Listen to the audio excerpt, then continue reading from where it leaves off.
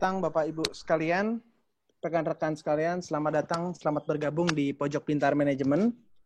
Terima kasih telah hadir menyempatkan diri untuk bisa mendengarkan sharing terkait managing personal finance during the COVID-19 pandemic. Nah, ini merupakan seri ketiga setelah 2 seri sebelumnya telah terlaksana hari Rabu kemarin dan minggu lalu.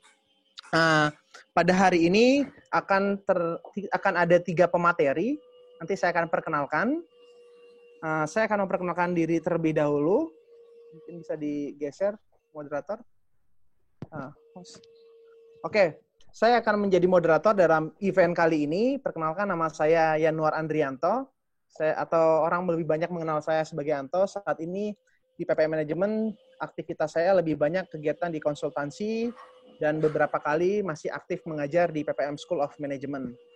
Saya akan menjadi pemateri pertama terkait bagaimana sih proses pengelolaan keuangan pribadi di masa krisis pandemik ini. Nah, nanti selanjutnya akan dilanjutkan oleh rekan-rekan saya, Pak Majid dan juga Kevin. Oke. Adapun pemateri next. Oke. Bagi rekan-rekan yang mungkin saja belum pernah mendengar tentang PPM Manajemen, saya akan mencoba mengulas. PPM Manajemen merupakan lembaga manajemen. Kalau pertama kali berdiri merupakan sekolah tinggi manajemen atau School of Management pertama di Indonesia, yaitu berdiri tahun 1967. Kami memiliki beberapa produk layanan. Yang pertama terkait dengan jasa training, ini ada di dashboard, Bapak Ibu bisa melihat terkait jasa pengembangan eksekutif, yaitu terkait dengan training lokakarya umum ya. Terus kemudian ada juga yang sifatnya in-house training. Terus kemudian kita juga memiliki program pembelajaran daring atau e-learnings.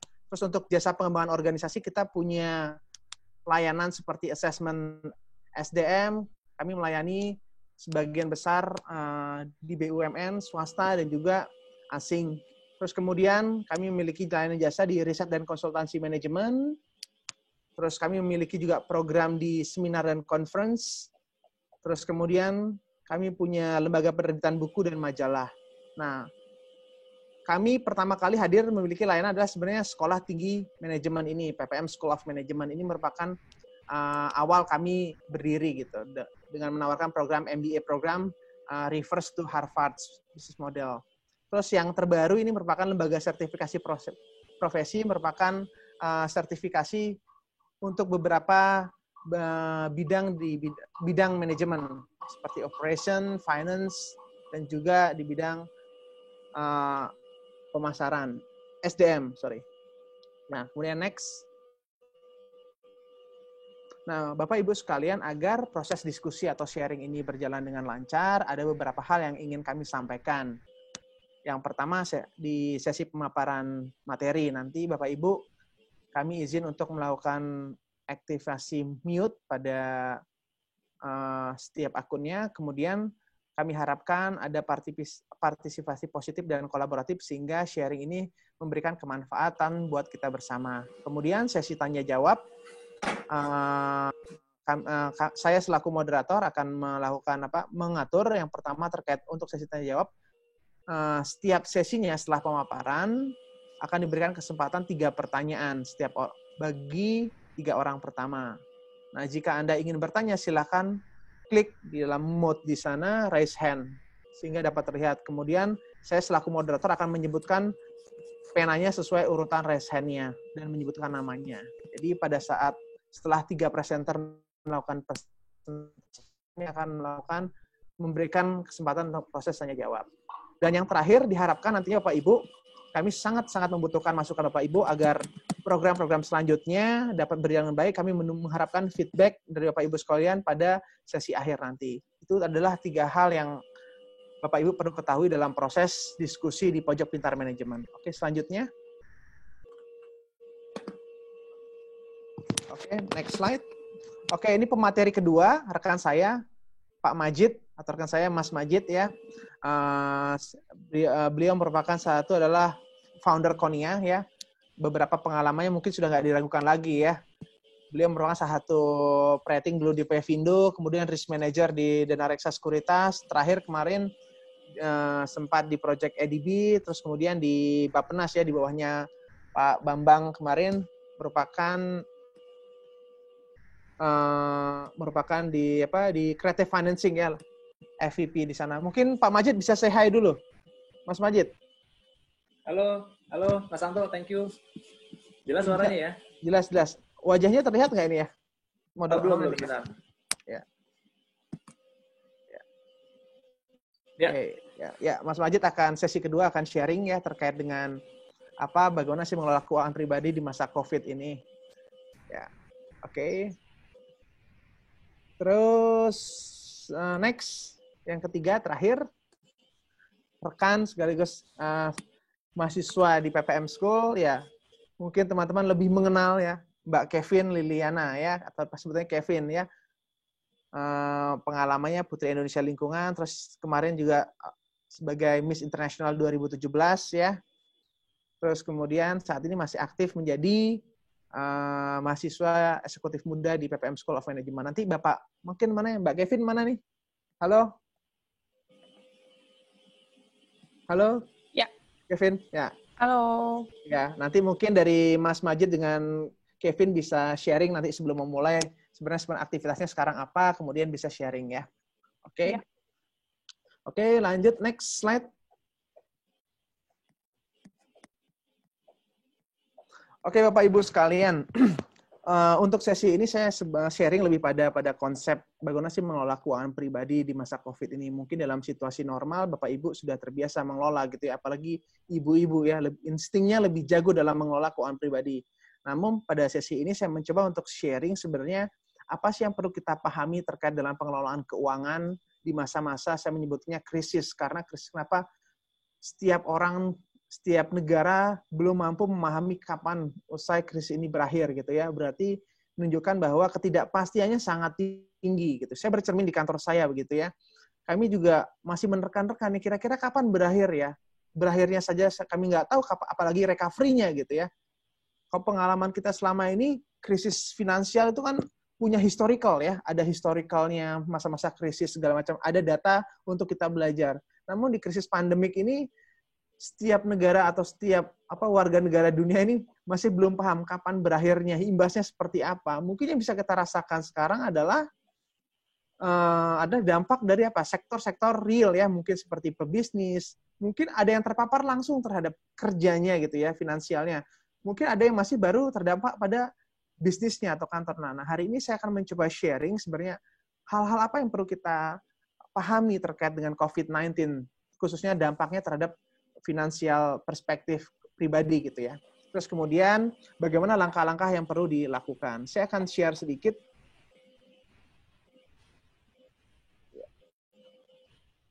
Ya, ini perkenalkan. Oke, sebelumnya dalam situasi normal, ini hasil PwC ya, ada riset gitu ya. Saya belajar juga dari Pak Majid gitu ya.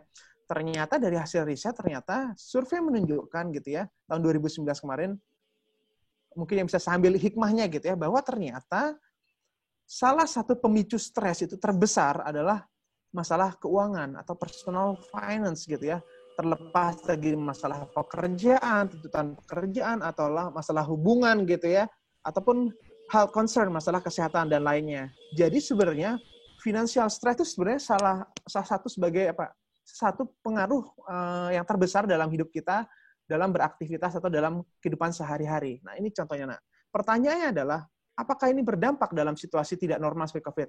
Dalam situasi normal, masalah keuangan saja berdampak, apalagi dalam situasi tidak normal gitu ya. Hal inilah yang perlu kita mulai pahami gitu ya. Mungkin kita merasakan itu secara tidak langsung. Kenapa ya stres segala macam? Ternyata hasil survei salah satu pemicu stres itu adalah masalah pengelolaan keuangan gitu ya. Nah hari ini nanti akan dibantu oleh rekan saya pada Pak Majid dan juga Kevin terkait sharing bagaimana sih prakteknya selama ini. Namun saya akan mencoba untuk memahami sebenarnya personal finance itu menekankan pada apa ya dalam prakteknya selama ini gitu. Nah yang pertama adalah dalam kehidupan normal ya. Ini mungkin udah bakat alamiah gitu ya, sebenarnya nggak perlu diajarkan. Setiap orang sadar ketika mendapatkan pendapatan dari bisnisnya, mendapatkan dari gajinya atau passive income yang lainnya, kita akan sadar, kita akan mengelola bagaimana spending kita atau pengeluaran kita dalam sebulan, memastikan agar antara penerimaan atau dari income yang kita peroleh tidak melebihi dari spending. Jangan sampai spending melebihi dari pendapatan yang kita terima. Spending apa aja yang secara umum, mungkin living expense gitu ya. Terus pengeluaran lainnya, cicilan-cicilan, ya seperti cicilan kendaraan atau perumahan, atau teman-teman punya rencana untuk traveling gitu ya, pengalaman, nabung tiap bulan segala macam. Ini hal-hal yang kita sadari dan kita sebenarnya paham gitu ya. Masalah spending, kita tahu lari uang itu kemana tiap bulan gitu ya. Yang kedua adalah menekankan bagaimana kita melakukan alokasi saving. Berdasarkan best practice gitu ya, survei dan juga beberapa praktisi menyatakan alangkah lebih baik gitu ya sebenarnya ini buat bagi yang single atau berpasangan. Tentunya kalau berpasangan akan lebih kecil gitu ya, karena akan banyak pengeluaran-pengeluaran. Secara umum 5-10% sebaiknya dialokasikan untuk saving dari monthly income yang diperoleh atau dari pendapatan bulan. Lebih daripada itu sangat bagus gitu ya. Artinya teman-teman sudah berani mengalokasikan sejumlah dana yang akan dinikmatin kemudian hari, tidak hari ini gitu ya. Nah, tujuannya untuk apa? Tentunya untuk financial security, teman-teman. Misalkan kehilangan pendapatan, pekerjaan. Oh, saya udah punya saving, saya bisa bertahan 5 bulan, 6 bulan. Yang terakhir adalah sharing. Nah, sharing ini sekarang lagi di zamannya filantropis ya. Kalau dalam agama sendiri, misalnya di Islam gitu ada zakat sekarang 2,5%. Dengan era sekarang itu ternyata pengeluaran bulanan tuh ada orang menghibahkan sejumlah gajinya atau pendapatannya untuk aktivitas sharing, membantu keluarga atau dalam aktivitas social movement lainnya. Nah, dalam situasi normal sebenarnya ini yang perlu kita pahami sebenarnya, uang itu lari kemana, itu yang perlu kita cermati. Nah, dalam sharing kali ini saya akan tidak membahas tentang bagaimana cara kita memitigasi dari pendapatan kita. Tapi saya lebih pada condong dalam mengantisipasi perubahan yang ditimbulkan oleh COVID-19 ini, bagaimana cara kita melakukan cost control atau pengendalian biaya, sehingga kita punya imun yang kuat untuk menghadapi COVID dalam sisi finansial. Jadi tujuan dari personal finance pada akhirnya adalah kebahagiaan ekonomi. Artinya apa? Tujuannya kita mengelola keuangan kan tujuannya happiness ya. Tingkat kebahagiaan kita mulai meningkat. Itu sebetulnya. Oke. Nah, saya akan mulai dari sebenarnya apa sih imbas dari COVID-19 gitu ya.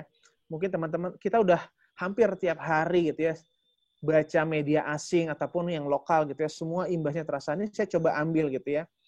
Dampak-dampak ini menjelang Ramadan gitu, ada pengeluaran meskipun mudik ditunda ya, tapi bagi beberapa saudara-saudara kita yang terpapar langsung dari imbas COVID sangat terdampak ya dari sisi pendapatan. Misalkan kemarin kasus PHK di salah satu retail terbesar, kemudian ada juga imbas dari PHK di Bali ya, mungkin terdampak banyak yang dirumahkan dari hasil karena apa? Banyak industri pariwisata terpapar langsung ya karena banyak orang menunda atau belanja travelingnya untuk tahun ini. Terus kemarin ya AirAsia Conference bahwa terdampak langsung ya karena perjalanan mulai dihilangkan secara frekuensi gitu ya.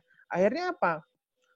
Hal ini sangat mempengaruhi atau mempapar langsung pendapatan yang kita terima. Dan kalau kita belajar, namanya kita sebenarnya apa sih yang terjadi? Nah, perubahan yang di luar dugaan ya. Dulu orang namanya krisis itu kan dampaknya mulai terasa ya, early warning-nya kelihatan ya, mulai dari tingkat suku bunga meningkat, mulai segala macam harga meningkat. Nah, kalau COVID-19 ini dampaknya kadang-kadang tidak terduga gitu. Nah, kalau kita belajar dari pengalaman-pengalaman kasus-kasus gitu ya, saya tidak menspesifikkan pada isu kesehatan, tapi dampak terhadap market gitu ya, belajar di pasar modal. Ternyata dari kasus SARS, terus Zika, Ebola itu, dampak recovery-nya itu mencapai 6 bulan secara average. Artinya, bagi negara yang kuat, berarti bisa lebih cepat recovery-nya atau mampu beradaptasi dengan cepat, tapi bagi negara yang tidak mampu, mungkin terpaparnya bisa sampai 6 bulan, bahkan lebih.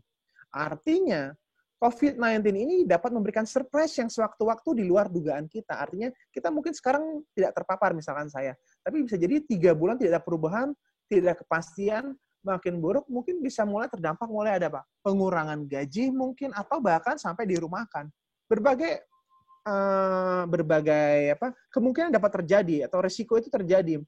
Kalau kita melihat compare kepada negara lain ya, mulai memotong beberapa ini. Nah, ini dampak yang kita rasakan. Nah, hari ini saya mencoba untuk sharing pada teman-teman sebenarnya apa yang perlu kita perhatikan dalam mengantisipasi COVID-19 dalam upaya mengelola keuangan Bapak Ibu sekalian.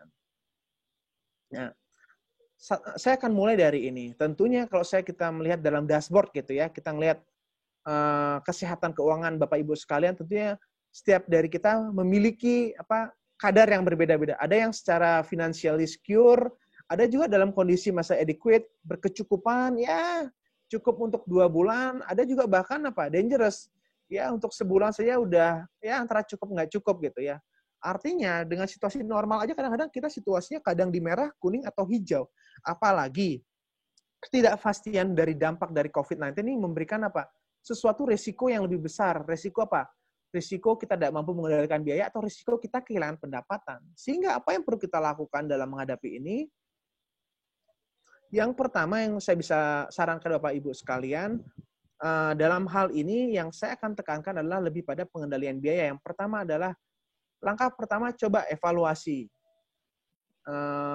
tujuan-tujuan Bapak Ibu sekalian. Mungkin Bapak Ibu sekalian di sini punya ada rencana untuk reparasi rumah, pergantian mobil baru atau rekreasi segala macam, atau berwisata segala macam, atau beli rumah baru. Mungkin itu bisa ditinjau karena intinya dalam situasi krisis seperti ini yang perlu kita pastikan adalah ketersediaan cash flow atau cash yang kita miliki atau aset-aset yang sifatnya liquid. Artinya, misalkan kalau kita kehilangan pendapatan, sebenarnya berapa lama sih, berapa yang harus kita siapkan? Nah, secara umum kalau saya belajar gitu ya, compare terhadap industri terus sharing pada best practice selama ini, bahwa rata-rata praktisi menyarankan kita harus mempunyai dana cadangan atau talangan sebaiknya 6 bulan. Asumsinya kalau kita kehilangan pendapatan, kita memiliki cukup dana untuk hidup bertahan selama 6 bulan. Ya, selama 6 bulan. Terus selanjutnya ada nggak yang bisa lebih? Oh, kalau ada juga saya kemarin bertanya pada sepasang suami istri, berapa sebenarnya ideal? Kalau saya sendiri harusnya 10 sampai 12 bulan. Oke, kalau kita mempertimbangkan krisis dari pandemic sebelumnya, rata-rata recovery itu 6 bulan. Rata-rata perusahaan akan beradaptasi 6 bulan pasca dari krisis. Artinya, perlu kita sadari, ketika kita kehilangan pendapatan, kita harus sadar ada kemungkinan rekrutmen atau adanya mulai geliat bisnis mulai berlaku 6 bulan. Sehingga disarankan minimum teman-teman atau Bapak Ibu sekalian memiliki dana cadangan 6 bulan untuk mengantisipasi perubahan yang bisa saja datang sewaktu-waktu menghadapi Bapak Ibu sekalian. Nah, tentunya yang pertama harus perlu mengevaluasi beberapa yang sifatnya dapat Bapak Ibu tunda. Misalkan mengevaluasi, coba menunda dulu untuk melakukan perbaikan rumah yang sifatnya memberikan pengeluaran lebih dari Bapak Ibu sekalian. Sehingga Bapak Ibu cukup dana untuk mengalokasikan untuk saving ataupun emergency fund yang seharusnya misalkan 30 juta untuk reparasi, paling nggak tahan dulu ya. Oke, berarti tiap bulan 10 juta pengeluaran paling nggak dengan mengurangi rencana untuk reparasi dalam bulan April ini, saya dapat menghemat 30% saya untuk dana cadangan. Menunda untuk melakukan postpone itu sendiri. Oke, selanjutnya adalah coba Bapak Ibu memprioritaskan pengeluaran. Setelah tadi Bapak Ibu coba memilah sebenarnya apa sih goals-nya selama ini ya. Bapak Ibu coba memprioritaskan expense. Kuncinya di memprioritaskan expense di sini Bapak Ibu mencoba untuk mana yang sekiranya diprioritaskan untuk dibayar terlebih dahulu ya. Kadang sulit mana yang akan dilakukan pay first gitu ya. Tentunya kita bisa milah yang biasanya fix expense atau pengeluaran rutin misalkan KPR ataupun pengeluaran mobil ya atau grocery itu merupakan expense. Nah, mungkin yang bisa Pak Ibu mulai goyang atau bisa mulai prioritaskan untuk dihilangkan, artinya tidak menghilangkan kebahagiaan Bapak Ibu ya, seperti Spotify, Netflix. Artinya Bapak Ibu, bukan berarti dengan menghilangkan itu Bapak Ibu akan stop untuk having fun, tapi pada intinya Bapak Ibu coba mulai mengeliminir ya, atau menunda untuk misalkan Spotify, Netflix misalkan seperti itu, atau mulai menunda yang sifatnya belanja-belanja impulsif yang bukan direct, misalkan beli baju, sepatu, segala macam di beberapa e-commerce contohnya. Ya, atau misalkan di sini belanja-belanja untuk mudik. Tentunya itu, ternyata dari sekarang situasinya lagi ini nggak usah mudik dulu. Tentunya pemerintah juga udah menyarankan agar tidak mudik. Coba diprioritaskan, Bapak Ibu yang memahami lebih dalam sebenarnya fix fixed expense-nya atau variable expense selama ini mana yang sekiranya bisa di-list. Tentunya harus diprioritaskan yang utama gitu, yang harus terbayarkan tidak mengganggu stabilitas keuangan Bapak Ibu sekalian. At least di sini Bapak Ibu bisa mengurangi apa? Expense bulanan Bapak Ibu sekalian. Selanjutnya apa? Ketika situasi tidak bisa apa? Ditunda atau dieliminasi, Bapak Ibu tentunya apa? Bisa lower, artinya apa? Bisa menurunkan penggunaannya. Aduh, saya nggak punya kendaraan segala macam, ya udah berarti frekuensi penggunaan taksi ataupun public transport misalkan kalau KRL segala macam berbahaya, misalkan ya udah saya menggunakan GoCar atau GrabCar online, taksi online segala macam. Artinya frekuensinya mulai dikurangi atau mencari alternatif yang sifatnya pertemuan offline bisa di-online-kan, atau pemesanan belanja yang harus ke suatu tujuan harus bertemu bisa belanja online kan, sekarang ada yang dropshipping segala macam ya.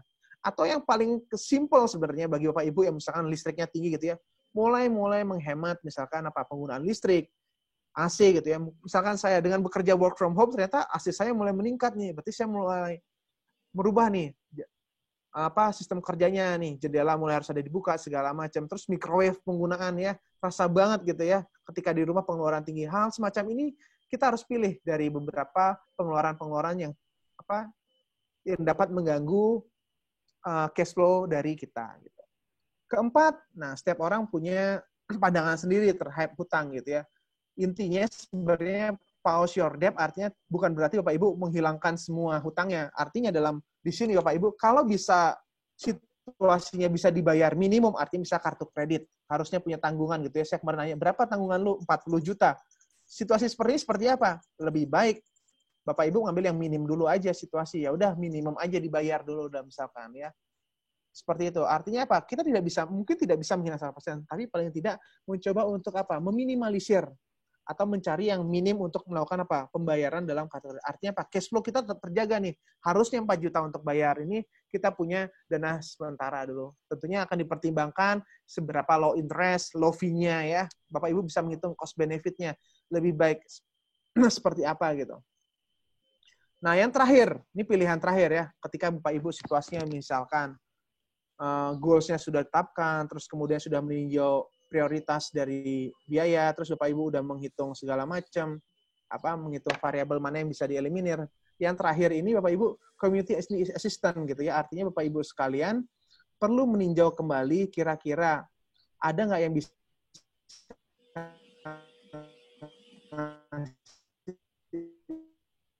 tangga kami gitu ya di perumahan ada kehilangan pendapatan karena industrinya lagi hancur. Artinya apa? Ya community assistant mereka berani jujur menyampaikan dengan positif bahwa situasinya saya tidak bekerja saat ini, apa yang bisa dikontribusikan? Oke, akhirnya kita sepakat sejumlah dana RT untuk beliau, terus dari RW kita sepakat butuh kasih bantuan subsidi beras segala macam. Artinya apa? They can survive gitu ya at the time. Nah, ini beberapa hal yang perlu dipertimbangkan gitu ya. Kalau tadi beberapa action plan, tentunya action plan ini merupakan respon terhadap situasi krisis. Kalau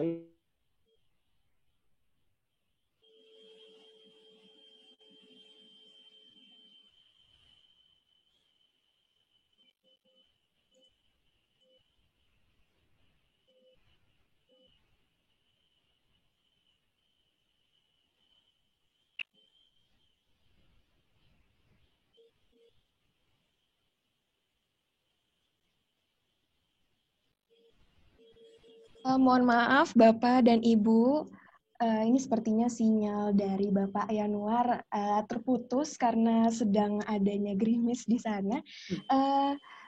Tunggu sebentar ya, ini sedang saya hubungi kembali.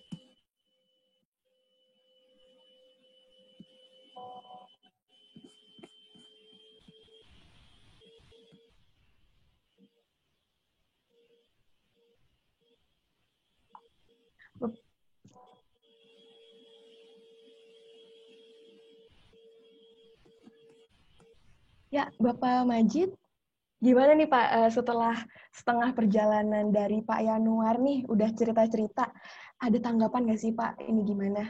menurut pandangan Bapak dari tadi Bapak Yanuar, presentasi dari Bapak Yanuar. Bisa ditanggapi Pak sementara kita menunggu Bapak Yanuar atau cerita-cerita dulu? Iya, cek suara saya jelas ya? Ya, jelas. Kalau menurut saya sih tadi udah cukup detail gitu ya penjelasan dari Mas Anto.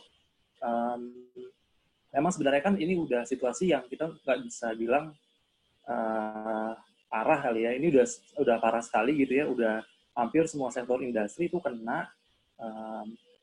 Nggak sedikit juga karyawan-karyawan atau pekerja-pekerja yang kena layoff. Jadi ini benar-benar kayak ujian buat kita semua tuh.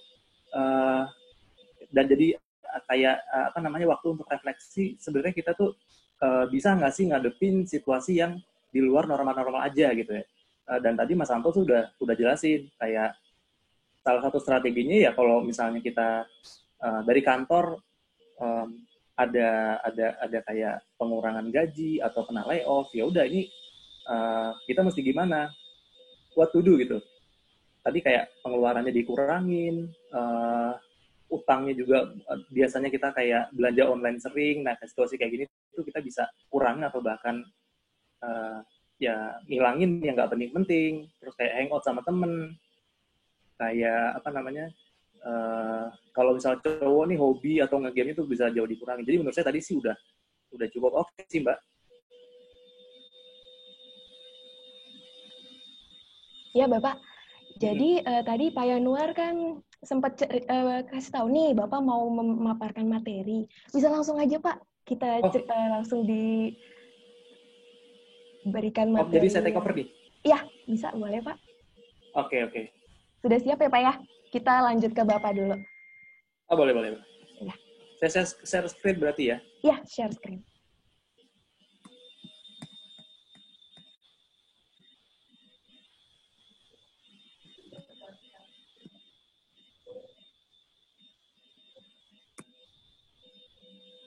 Oke, udah kelihatan screen-nya?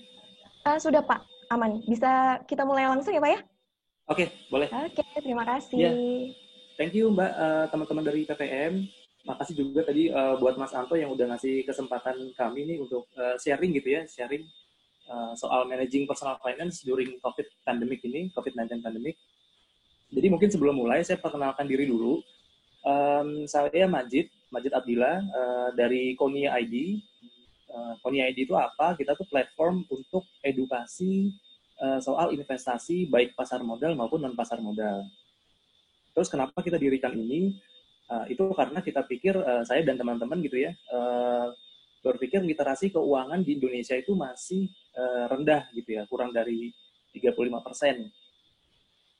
Pasar modal pun begitu. Jadi kami rasa ini perlu banget gitu. Dan kita waktu itu agak ya gelisah sih mikir, waduh gimana nih supaya kita bisa jadi mediator antara teman-teman investor di luar sana, orang-orang yang pengen berinvestasi, dan informasi-informasi yang ada di dunia keuangan. Saya bekerja udah hampir 10 tahun dan itu memang dekat sekali dengan pasar modal gitu ya. Makanya saya juga paham banget nih kenapa orang-orang tuh misalnya nggak berani namanya masuk ke investasi saham atau investasi surat utang negara gitu ya, SBR atau ORI. Itu karena banyak yang takut, banyak yang uangnya hilang nggak ya, aman nggak ya, gitu-gitu. Nah, saya paham sekali karena memang gap informasinya tuh emang cukup jauh gitu antara dunia keuangan, orang-orang di dunia keuangan sama orang-orang di retail di bawah. Makanya kami bikin platform ini kita baru ada di Instagram, namanya Konia ID, baru prepare, memang belum lama. Spiritnya itu, jadi kedepannya sih kita bercita-cita jadi kayak one stop shop, bukan one stop shopping, kayak one stop solution buat orang yang pengen nanya seputar informasi investasi saham, investasi perbankan, asuransi, pajak, dan lain-lain. Jadi itu. Oke, mungkin saya nggak terlalu lama, langsung mulai ke masuk materinya aja. Managing personal finance during COVID. Jadi sebenarnya kan ini saya yakin bukan materi pertama gitu ya, bukan topik pertama yang diomongin soal pandemi ini. Saya yakin banyak sekali sebelumnya. orang-orang yang bahas ini. Cuma ada yang ngelihat dari sisi ekonomi makro, ada yang lihat dari sisi kayak sekarang personal finance, ada yang kayak ngelihat dari sisi ketenaga kerjaan, jadi macam-macam. Nah kalau di sini saya mau emphasize bahwa kita tuh kayak sebenarnya kita udah tahu nih sedemikian parah kondisi negara kita gitu ya, negara dunia sama serangan dari COVID-19. Tapi what to do gitu? Kita mesti ngapain? Apakah kita mau diem aja melihat keterpurukan ini, atau kita mau do something dan kayak atau kita mau bisa berpikir untuk keluar dari rutinitas yang sehari-hari biasanya di situasi normal kayak gitu. Oke, saya mau next. Ya, ini sedikit data gitu ya. Sedikit data, different crisis 30 tahun, 3 dekade terakhir. Jadi, saya masih sering dengar juga orang bilang, ini krisis yang sekarang ini terulang nih, 2008 sama misalnya 98 yang lalu, sama aja krisis ekonomi, bla bla bla. Nah, ini saya mau bilang bahwa krisis yang sekarang ini, yang COVID-19 ini, kita tuh beda sama yang sebelum-sebelumnya. Kalau di 98 dulu, krisis moneter gitu, itu benar-benar di-trigger sama ya financial karena dulu negara kita itu banyak perusahaan yang belum punya policy sama yang namanya nilai tukar kayak dolar. Terus juga orang-orang negara lain invest ke Indonesia, capital inflow itu banyak sekali, dan pemerintah juga belum memikirkan untuk semacam hedging atau menjaga nilai tukarnya. Jadi ketika waktu itu Thailand udah mendeklarasikan, wah kita gagal bayar nih, kita udah bubble, pokoknya nggak bisa bayar, akhirnya kita yang sama-sama di Asia Tenggara itu benar-benar juga ngerasain nilai tukarnya tinggi, dolar, utang udah kadung banyak, akhirnya pada gagal bayar. Nah itu waktu 98 tuh kurang lebih kayak gitu. Terus kalau yang 2008 itu juga pemicunya kan dulu Lehman Brothers ya, subprime mortgage. Jadi simply sebenarnya kita nggak terlalu banyak dosa sih waktu 2008. Jadi itu dosanya Amerika yang udah waktu itu hancur-hancuran ya, Lehman Brothers-nya. Karena Amerika sebagai epicentrum ekonomi dunia, ya udah mau nggak mau Indonesia pasti kena, dan semua negara lain itu pasti jadi ikut-ikutan kena. Itu 2008. Kalau kita lihat di data gitu ya, ini kenapa tadi saya bilang nggak sama, karena coba deh lihat tuh data yang sebelah kanan, ada inflasi terkendali. Jadi di 98 itu benar-benar udah di luar normal lah semuanya. Kayak inflasi itu udah puluhan persen, 82%, depresiasi rupiah waktu itu kayak jadi 16.000 gitu ya. Terus apa bedanya sama sekarang 16.000? Beda. Bedanya di mana? Karena dulu itu dia mencapai angka 16.000 dari 2.500 startnya. Terus naik sampai 16 ribuan gitu kan. Kalau sekarang kan waktu normal kan sekitar ya 13.000, 13,5, 14.000. Sekarang kemarin sempat 17.000, sekarang udah turun lagi 15.000 something gitu ya. Nah itu beda. Inflasi juga nggak separah yang waktu itu. Kita masih istilahnya manajemen lah gitu. Terus pertumbuhan ekonomi waktu 98 itu benar-benar kayak langsung minus 13%. 2008 masih tumbuh lah walaupun melambat. Tahun ini itu pemerintah bilang estimasinya sekitar minus 0,2%, which is menurut saya sih ya udahlah, itu nggak terlalu parah sebesar 2098 yang lalu gitu ya. Jadi virus ini benar-benar pemerintah tuh baru ngadepin.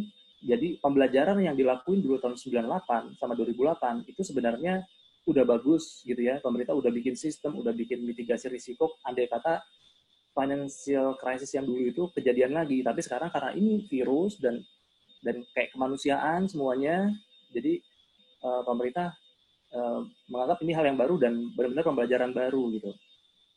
Dan saya paham sih dilemanya, karena pemerintah kayak harus nyelamatin yang mana dulu nih, ekonomi atau manusianya dulu gitu.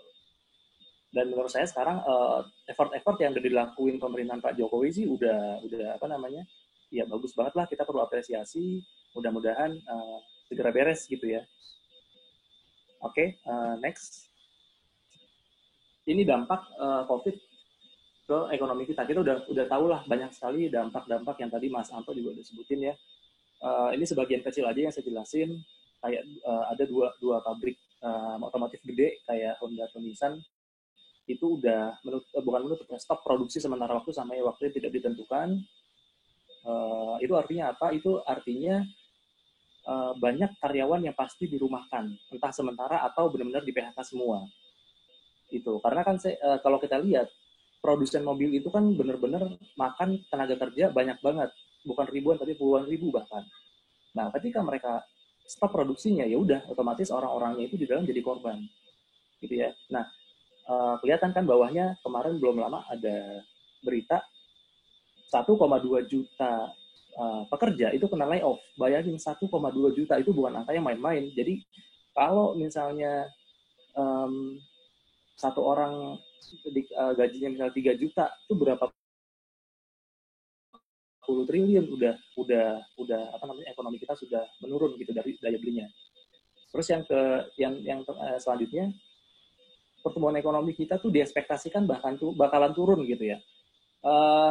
Kemarin sih sempat ada wacana kita mungkin melambat nih tahun ini. Ya sebelumnya misalnya 5%, sekarang jadi mungkin 2%. Kalau saya sih sendiri pribadi nggak percaya gitu. Kita hanya melambat. Karena saya ngelihat separah ini, justru saya lebih percaya bahwa kita tuh akan minus bahkan di tahun ini.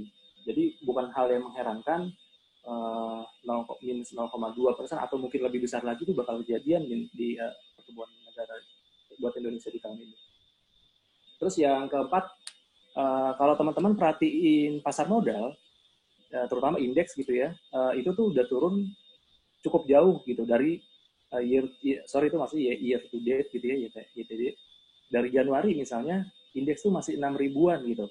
Indeks masih 6 ribuan, terus begitu pemerintah Pak Jokowi ngumumin ada kasus pertama di Indonesia, which is mungkin awal Februari ya, itu langsung turun sampai sekarang tuh udah turun jauh sekali 26%. Tapi sebenarnya ini ada sisi positifnya sih, saham-saham jadi murah gitu kan, blue chip, saham-saham bagus tuh jadi murah. Ini mungkin sedikit tambahan gitu ya. Kalau pasar saham di Indonesia itu benar-benar investornya dikuasain asing. Nah, jadi karena ini udah turun-turun banget, udah pada murah, asing itu pada kabur lah istilahnya. Ini kesempatan kita sebenarnya sebagai orang investor lokal buat jadi investor di negeri sendiri gitu. Bayangin kalau perusahaan-perusahaan bagus kita tuh cuma dinikmatin labanya sama orang-orang asing, itu kan sayang banget. Nah, ini menurut saya sih poin positif ya kalau misalnya ISG, dan buat teman-teman yang pengen masuk ke mulai investasi saham, ini cocok banget momennya. Oke, next. Ini yang saya bilang tadi, jadi emang every changes itu create opportunity. Bolehlah, ini kan hampir semua sektor gitu ya kena impact dari COVID-19. Kayak misalnya Bali, tadi tuh Mas Anto udah sebutin. Bahkan yang saya baca, Bali itu okupansi rate-nya bukan menurun kayak jadi 30%, 20%. Sekarang tuh benar-benar 0%. Itu luar biasa sih.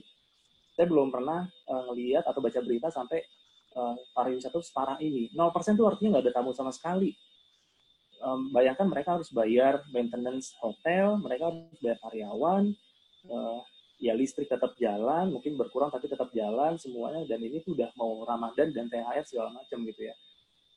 Bahkan ada yang menawarkan kayak udah nginep di sini aja, bayar 3 juta 1 bulan gitu. Itu kalau saya tinggal di Bali sih akan nginep kali ya sana, karena lumayan 3 juta sebulan nginep di hotel. Tapi karena menurut saya sih itu udah jauh banget. Restoran juga kena, pabrik apalagi yang tadi saya bilang ya. Tapi sebenarnya di luar yang tadi pada terpuruk, itu ada loh sektor-sektor atau produk-produk yang justru naik. Tuh kalau lihat di gambar yang di sebelah kanan, justru dengan adanya COVID-19 ini dan orang pada di rumah gitu ya, pengeluaran yang lain pada shifting kayak multivitamin jadi tinggi banget, tuh LPG, buah, toilet, dairy. Ini mungkin kalau kita ngelihat di WhatsApp status atau di mana ya, teman-teman kita pasti banyak yang jadi dadakan jual masker, dadakan jualan hand sanitizer gitu kan, dadakan jual apa tuh, jamu, macam-macam lah. Itu menurut saya sih benar-benar masuk akal, karena Ya karena orang yang nggak ada pemasukan gitu kan berarti emang harus nyari cash flow yang lain.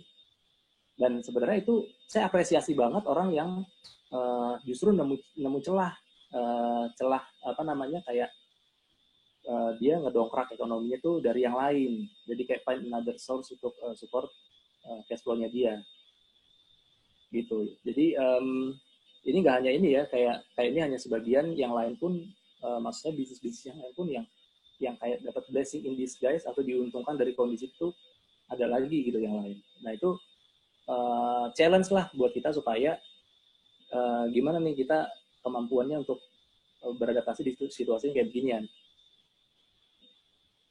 Oke. Ini sedikit tips dari saya gitu ya. Walaupun saya juga nggak expert banget di bidang keuangan, tapi sebenarnya menurut saya kalau udah kayak begini itu cash is the king. Jadi benar-benar tadi misalnya kayak nggak ada penghasilan atau penghasilannya dipotong atau apa segala macam, itu ujung-ujungnya adalah duit, ya kan? Gimana kita bisa survive tadi kayak Mas Anto bilang 3-6 bulan ke depan. Let's say kita asumsi pemerintah belum bisa beres sampai 6 bulan ke depan. Dan misalnya pendapatan kita juga sebagai korban dari apa namanya PHK misalnya itu jadi nggak ada pemasukan lagi. Nah itu benar-benar cash is the king diuji gitu loh. Dana darurat kita yang kita siapin selama itu benar-benar harus dipakai. Nah tadi darurat itu sebenarnya Mas Anto udah singgung sedikit sih. Kalau syarat bakunya sih nggak ada sebenarnya. Ada yang bilang 6 kali gitu ya, 6 kali dari expense kita sebulan. Tapi ada yang bilang juga kalau ada yang bilang 12 kali. Jadi mungkin kalau single 6 kali, kalau udah married 12 kali, kalau udah punya anak 1 misalnya jadi 24 kali. Nah, itu udah mulai kita pikirin tuh. Tadinya kita misalnya nggak peduli sama yang namanya dana darurat. Bodoh lah gimana nanti gue masih punya gaji ini gitu kan. Nah, situasi sekarang ini tuh benar-benar itu bakalan kepake banget.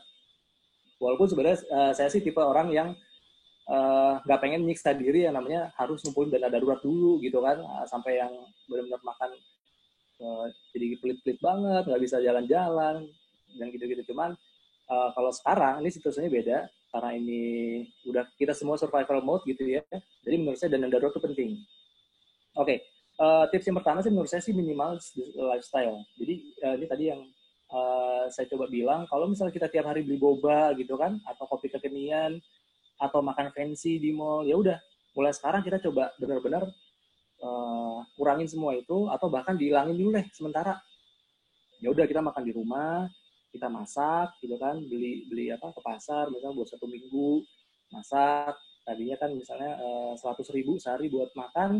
Ini tuh ya misalnya di kantor gitu ya, karena WFH kita mungkin bisa dengan hanya mungkin 100.000 tapi untuk beberapa orang. Terus kayak apa namanya, kayak hobi ini lifestyle buat cowok misalnya motor atau mobil itu bisa jauh dikurangin di situasi kayak gini. Yang kedua tadi saya bilang kita bisa nyari juga new source of income gitu ya. Tiba-tiba kayak teman-teman tadi yang di status, ada yang jual masker, ada yang jual hand sanitizer, jual jamu gitu kan, banyak. Atau mungkin teman-teman kalau perhatiin pasar modal kita sekarang kan naik turun nih. Hari ini aja naik 3% something gitu ya. Mungkin besok turun lagi, besok naik lagi. Menurut saya ini bagus sih, bagus dan jadi ajang untuk kita cari tambahan di luar gaji kita. Coba aja masuk ke saham. Lumayan kok. Ya seminggu bisa dapat 5-10% bahkan lebih gitu kan, ya lumayan. Kalau misalnya kita coba 1 juta atau 5.000, nah itu kan kita bisa dapat tambahan dari situ. Memang kalau ini sih memang ada risikonya, tapi dengan situasi sekarang tuh saham-saham yang bagus aja yang coba kita beli gitu. Terus nanti tadi yang ketiga kita pakai dana darurat yang benar. Kalau emang sekarang kita udah benar-benar makan tabungan banget nih sekarang, ya udah menurut saya nggak ada salahnya karena semua orang we are all the same gitu ya, face the same thing. Jadi makan tabungan menurut saya nggak ada salahnya asal jangan dipakai yang aneh-aneh, benar-benar yang proper, yang wise. Kita mesti siapin skenario kalau ini 3 bulan belum beres, ini 6 bulan belum beres, kayak gitu-gitu. Ini gimana kita bisa bertahan atau enggak. Gitu. Yang keempat tadi, make an investment. Jadi, kalau investment ini benar-benar saya suggest untuk orang-orang yang dana daruratnya udah beres dulu ya. Jadi misalnya, tadi kita mesti kayak prepare dana darurat 6 kali dari expense kita bulanan, dan itu udah secure. Bahkan kita bisa punya 10 kali, dan masih ada idle money buat kita mau diputar lagi di situasi kayak gini. Itu bisa banget. Tadi yang saya bilang, coba instrumen investasi kan ada beberapa gitu ya. Ada tadi saham, atau kita mau deposito yang aman, yang tapi memang nggak seberapa sih returnnya. Atau ya mungkin bisnis-bisnis yang lain, saya nggak tahu.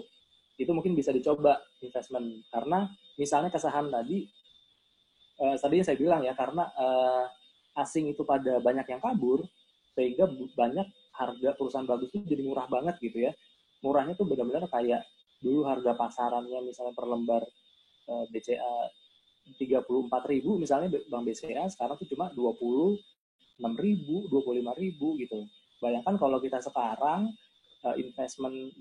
investasi di situ, kita tahan 6 bulan setahun ke depan, dan ekonomi udah recover gitu. Berapa capital gain atau profit yang kita bisa hasilin di situ. Gak usah lama-lama, gak usah kayak 3 tahun atau 4 tahun, bahkan mungkin setahun aja kita udah berasa banget gitu, langsung auto rich lah ya, kayak kalau nggak salah bilang. Itu investasi kalau kita punya dana lebih dari dana darurat yang tadi sudah disiapin. Yang kelima ya tadi, kita tuh nyiapin skenario-skenario, ini pemerintah gimana nih, seberapa cepat ya. Kalau kayak kemarin kayak Cina, di Cina tuh udah beres, terus Amerika sekarang lagi peak-peaknya nih, apakah Indonesia nih udah di peak atau belum sekarang? Kayaknya sih belum. Menurut saya sekarang belum, dan berapa bulan lagi itu juga saya nggak tahu. Kita hitung-hitung aja dana darurat kita tuh cukup untuk berapa bulan. Kalau emang misalnya, 2 bulan doang nih gue bisa bertahan, gimana? Ya udah kita cari source of income. Makanya tadi saya di awal tuh bilang, kalau kita udah tahu nih kondisi ini udah parah, ya udah kita call to action-nya apa gitu. Kita sebagai milenial tuh benar-benar kayak di kreatif, harus mikirin. Nanti mungkin Mbak Kevin nih sebagai orang yang kerja di kreatif, kalau ngomong banyak ya, gimana cara survive di dunia kreatif gitu, di pariwisata atau kreatif. Mas Gitu. Majid, ini saya dikode-kode nih, di miss call telepon nih oleh host bayangan, katanya waktunya udah habis nih. Nanti di sesi jawab kita lanjutin ya. Oke. Kalau gitu sampai sekarang cukup. Terima kasih Mas Anto diingetin. Nanti masih ada sesi tanya jawab kita. Udah dikejar-kejar nih, udah kayak. Iya, oke. Oke, lanjut.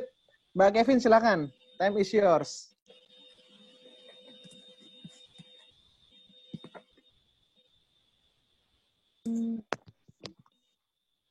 Ya, makasih Pak Anto. Selamat sore Bapak, Ibu, teman-teman. Kalau misalnya ada yang seumuran sama saya, perkenalkan saya Kevin Iliana. Saya Putri Indonesia Lingkungan tahun 2017 dan Miss Internasional 2017. Saya lulusan Sarjana Desain Interior dan sekarang sedang menempuh Magister Manajemen di PPM Management. Sebetulnya hari ini materi yang saya sampaikan nggak seberat Pak Anto dan juga Mas Majid, karena saya cuma mau sharing.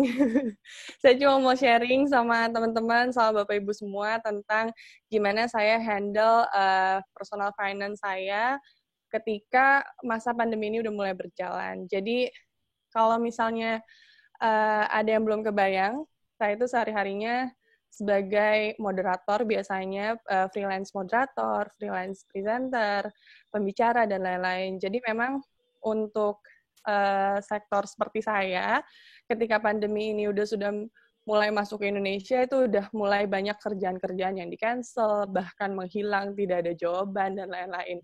Jadi, kalau misalnya dibilang merugikan banget, enggak. Pasti ada sisi positifnya juga walaupun sedikit, tapi saya mengakui memang di ranah yang sedang saya jalani kemarin itu memang sangat mempengaruhi gitu. Jadi kerasanya adalah ketika biasanya setiap minggu ada sekitar 2-3 kegiatan yang bisa saya jalanin, tapi selama pandemi ini udah mulai masuk ke Indonesia, kiranya mungkin akhir Februari atau awal Maret gitu, itu udah mulai berkurang, bahkan ketika sudah dianjurkan oleh pemerintah mengenai self quarantine kayak gitu, itu udah mulai makin gak ada kerjaan lah ya, seperti itu.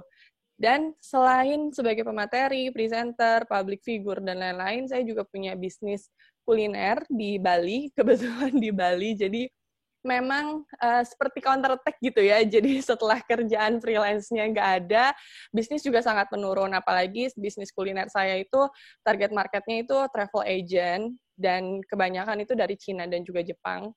Dari mulai akhir Januari itu udah mulai kerasa, semua travel agent tuh udah mulai ngontak untuk rearrange jadwal dan juga kerjasama dan lain-lain, itu udah mulai kalang kabut, tapi benar-benar drop itu memang ketika pertengahan Maret, di mana Indonesia benar-benar udah mulai kerasa dampaknya gitu. Jadi walk-in udah gak ada, travel agent udah gak ada, dan akhirnya memutuskan untuk break sementara sampai waktu yang tidak bisa kami tentukan. Karena memang di lingkungan di sana pun sama sih, rata-rata restoran, terus ya kayak banyak UMKM seperti itu yang memang memilih untuk break dulu sampai waktu yang nggak bisa ditentukan. Jadi selain sektor pariwisata tadi yang mempengaruhi bisnis kuliner, emang income buat saya sih sama sekali sejauh ini sangat menurun, bahkan mungkin bisa dibilang turunnya tuh kayak jadi 10% dari biasanya, karena memang nggak ada banget gitu, apalagi sekarang kan saya kuliah juga, jadi memang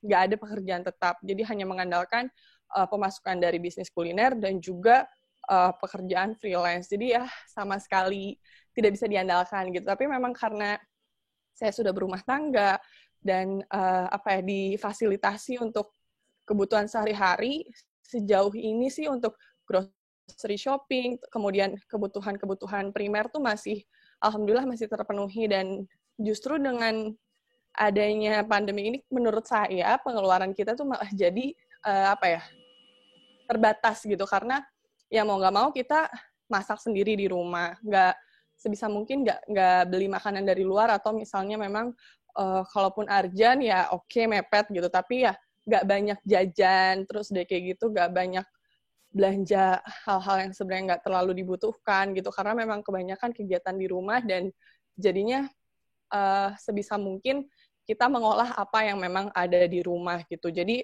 kalau misalnya dibilang pengeluarannya naik sih enggak, tapi ya jadinya pemasukannya lebih berkurang aja. Jadi benar-benar harus mikirin gimana siklus keuangan, ngatur keuangan supaya kebutuhan rumah tetap terpenuhi, terus pendapatan saya pun kalau bisa ada untuk penyimpanan gitu, karena nggak pernah tahu kan beberapa bulan ke depan kondisinya akan semakin buruk atau membaik gitu. Jadi memang sebelum pandemi ini mulai, ketika saya itu mulai jadi freelancer itu dari tahun 2016, dan sudah terbiasa dari tahun 2016 itu untuk punya simpanan mati sih, saya bilangnya simpanan mati. Jadi saya naruh uang di salah satu rekening yang memang nggak sama sekali diambil, nggak pernah sama sekali dicek saldonya, dan emang sebisa mungkin nggak dibuka, nggak diambil uangnya ketika memang belum butuh-butuh banget. Jadi itu udah berjalan dari semenjak saya kuliah dulu, terus saya terapin sampai sekarang. Kalau misalnya ada pemasukan atau baik dari bisnis, baik dari pendapatan yang freelancer, itu selalu saya masukin paling enggak 30%. Tapi kalau misalnya memang merasa kondisi keuangannya lagi cukup, saya masukin hampir 50%. Sementara kalau semenjak kuliah, karena kuliah ini kan bergaulnya sama orang-orang yang memang udah beda lah pengalamannya, udah lebih banyak gitu. Jadi saya udah mulai mikir ke investasi. Jadi memang kalau investasi itu baru diikutin akhir tahun kemarin sih, 2019. Tapi memang bukan dalam bentuk saham, dalam bentuk investasi lain yang memang saya suka dan memang saya ngerti gitu. Karena saya ngerasa ketika saya mempelajari saham, ngerti sih, tapi kayaknya belum berani ambil resiko untuk pilih saham dan lain-lain. Belum berani lah. Jadi saya memilih untuk memilih investasi lain lah gitu. Dan sekarang juga dengan si pandemi COVID-19 ini, kan tadi udah disampaikan kalau pendapatan itu berkurang. Walaupun ada pun yang nggak beda jauh sama yang sebelumnya.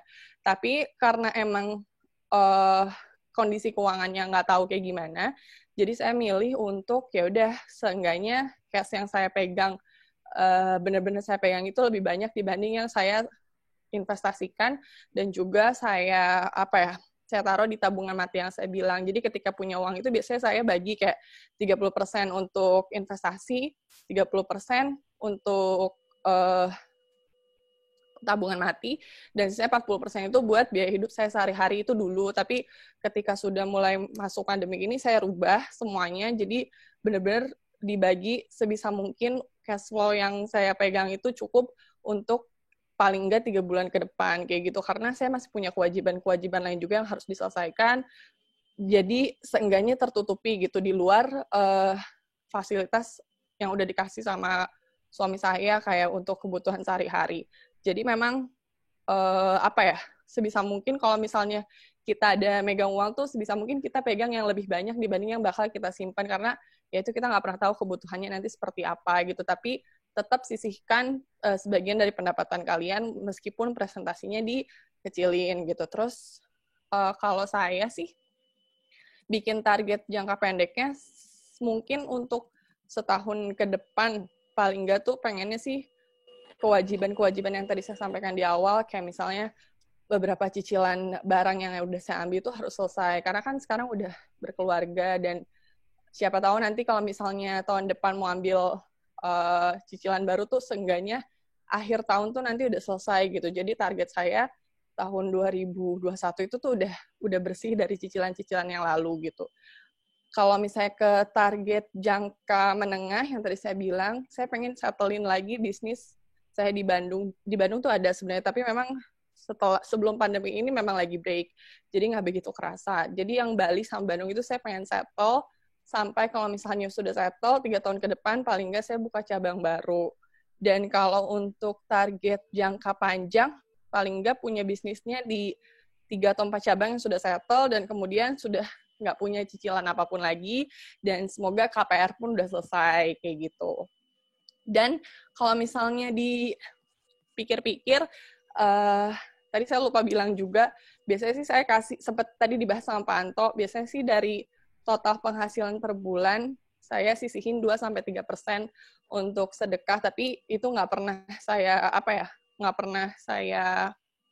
tetapin. Biasanya tiap bulan ya, biasanya berbagi sama siapapun, tapi paling enggak saya udah mencoba untuk memberikan sedekah ke yang memang membutuhkan. Dan memang kalau dari saran saya pribadi, saya ingin mengingatkan sama teman-teman, Bapak Ibu semua, kalau misalnya memang belum terpikir untuk investasi, lebih baik mulai pilih-pilih sarana investasi yang cocok. Karena saya pribadi belum merasa cukup mengerti untuk main saham, tapi saya mencoba investasi lain, dan memang kerasa banget ketika lagi kayak gini tuh merasa aman ketika ada uang yang memang meskipun bentuknya tidak liquid, tapi seenggaknya punya pegangan yang bisa kita cairin kapan aja. Dan lagi kayak gini tuh ya ada naik turunnya, ada menguntungkannya, dan merasa tenang ketika memang pada kenyataannya itu tuh bikin keuangan kita lebih nambah dibanding sebelumnya pas kita invest, kayak gitu sih. Jadi paling enggak saya saranin 10-20% kalau misalnya lagi punya dana tambahan, seenggaknya lebih dari 20%. Tapi kalau misalnya memang merasa 10-20% sudah cukup dan mencukupi kebutuhan sehari-hari, berarti udah cukup sih. Tapi ya harus diingatkan lagi kalau misalnya punya uang simpanan di luar cash kita tuh sangat merasa aman ketika lagi kayak gini. Itu aja sih Pak yang mau disampaikan. Oke, terima kasih Kevin. Selanjutnya mungkin kita diskusi tanya jawab ya. Kalau tadi sudah disampaikan bahwa nanti ada kesempatan 3 orang untuk sesi tanya jawab, nanti akan langsung ditanggapi setiap orang. Tadi udah Pak Majid sudah menyampaikan, terus Kevin udah sharing juga terkait bagaimana sih sebenarnya yang perlu kita antisipasi atau kita mitigasi ya terkait terpaparnya pendapatan atau tidak terkendalinya pengeluaran yang kita miliki selama ini. Oke, saya menunggu dari host, mungkin udah ada penanya, silahkan. Ada yang bertanya? Saya menunggu ini nih, instruksi. Ada pertanyaan?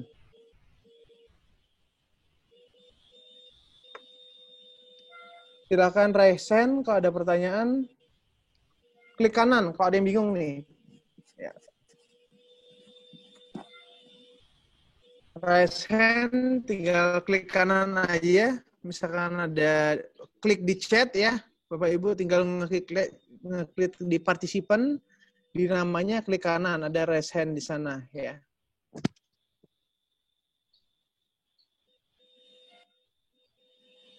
Silakan.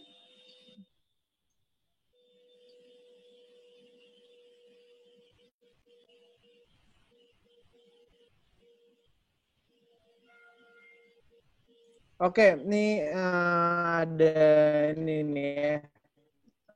Saya mau ulas dulu sebelum sambil menunggu pertanyaan terkaitnya nih buat Pak Majid, orang yang bergaji tetap gitu ya, kadang ada gaji dari freelance ataupun dari gaji rutin segala macam. Nah, kalau sebaiknya bagi pelaku usaha harian yang small business enterprise ya, small medium ya, bagi pelaku usaha UMKM sebaiknya apa yang perlu dilakukan ya kalau menghadapi situasi ini? Tentunya omset mereka sangat-sangat terpapar dari COVID ini, sepi pembeli. Apa yang perlu dilakukan ya? Mau nabung aja sulit gitu. Apa yang perlu dilakukan sebenarnya kiat-kiat dari Pak Majid ataupun dari Kevin, kira-kira pandangan pribadinya? Buat ojol ataupun para pedagang-pedagang gorengan misalkan. Apa yang bisa dilakukan? Mungkin Pak Majid silahkan dulu. Oke. Ya kalau menurut saya sih sebenarnya tadi ya, kalau emang kita udah terpojok sama situasi ini, misalnya bisnis kita tadinya ayam bakar gitu ya di restoran di pinggir jalan, tapi karena ada PSBB, karena pemerintah udah harus jaga jarak, mesti ditutup, ya udah otomatis kan kita berhenti tuh. Kita cari alternatif lain. Kayak tadi misalnya Mbak Kevin udah bilang tuh punya bisnis di Bali gitu kan, ada lagi di Bandung atau di mana lagi misalnya. Nah, sebagai pebisnis harusnya kita tuh udah mikirin security itu lebih dari orang yang punya gaji tetap. Karena kita tahu, kita sadar, kita tuh bisnis harian gitu ya, yang ya istilahnya income kita tuh nggak bisa dipredik naik turunnya. Kalau lagi bagus, bagus banget. Kalau lagi jelek, jelek banget. Nah, jadi itu harusnya kita mesti punya dana tabungan lebih dan darurat lebih daripada orang-orang yang punya gaji tetap. Tapi kalau kita udah di kondisi sekarang, ya kita harus cari income yang baru, mesti shifting kayak yang tadi. Mungkin kita lihat teman-teman di kontak kita ya, banyak yang jualan tadi ya, hand sanitizer, jualan masker, jualan vitamin, jualan apa. Itu menurut saya sih sah-sah aja dan manusiawi banget gitu. Dan kita sebenarnya harus juga bisa mikir untuk cari celah gitu kalau kita sebagai bisnis ya. Karena saya juga pelaku bisnis yang cukup terpapar sih, karena saya juga punya travel agency yang buka open trip, tapi karena negara yang lagi dituju lagi di lockdown, dia otomatis orang-orang lagi di reschedule atau di cancel sementara ini. Dan ini tantangan buat saya untuk cari another source of income sih, gitu Mas Anto.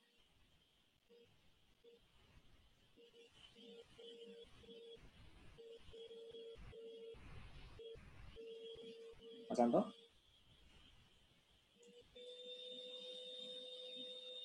Suaranya jelas nggak tadi? Oke, terima kasih Mas Pak Majid atas jawabannya. Jelas? Kalau untuk Mbak Kevin gimana nih jawabannya? Tadi pertanyaan dari Mas Anto.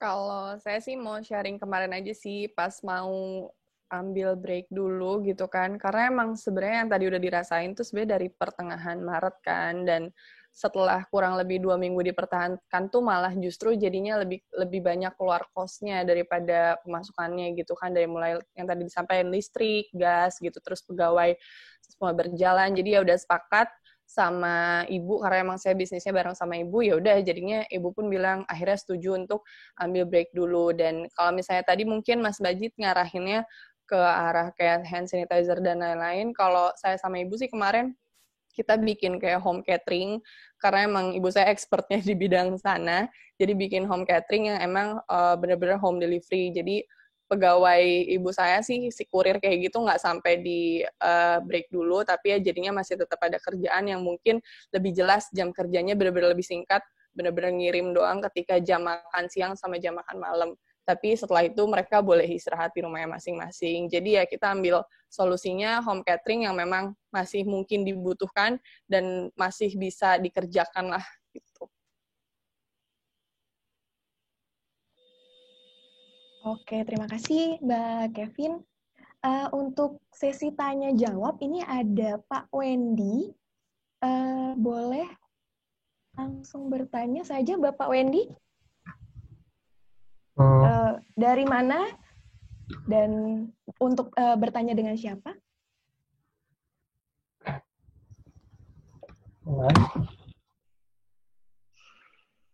Cek. Bisa pakai chat nggak? Bisa pakai chat nggak? Bisa, Pak. Oh, chat aja ya, soalnya. Oh, bisa nih ya, bisa. Oke.